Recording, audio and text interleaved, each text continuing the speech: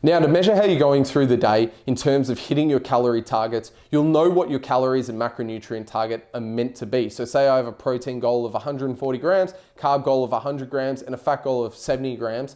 What I'm gonna do is scroll to the bottom of Myfitnesspal and click the nutrition part. I'm going to show you how to do that in the app now. So to see how you're tracking towards your daily calorie target and your macro targets, what you do is you go to your home page, scroll to the bottom, click nutrition. So this button here, and what you might find is up the top there are 3 different options: calories, nutrients, and macros. You need to select the nutrients part.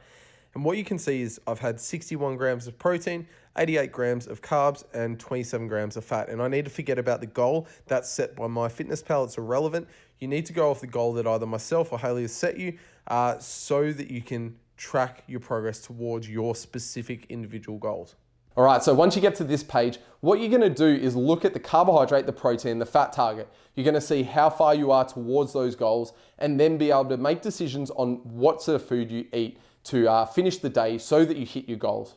Now, say you have a few carbohydrates left, but no protein and fat. This is where knowing your food sources really comes into importance, because you want to make sure that you can hit your carb goal without blowing over your fat and protein goal, which is going to cause your calorie intake to go over your aim. Now, calories mostly control your body weight gain and loss, so this is really important consideration.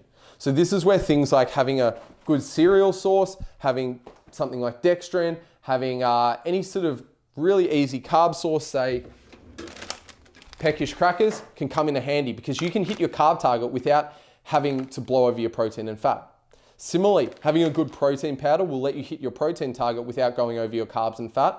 And any sort of olive oil on a salad will let you hit your fat goal, or alternatively, you can have something like dark chocolate.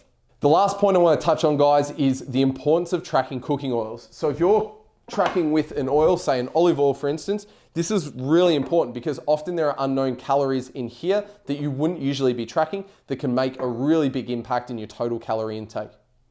Fat has the most calories per gram at 9 calories per gram. So that's double, a little bit more than double what carbohydrates and protein have in terms of energy density. So it's a really, really important thing to track. Easiest way to track it is I would grab a shot glass. So if I open up this, I'll grab a shot glass, put it on the scales, turn it on, put the oil that I want to eat in that meal into the glass, and then I'll know how much fat I'm having.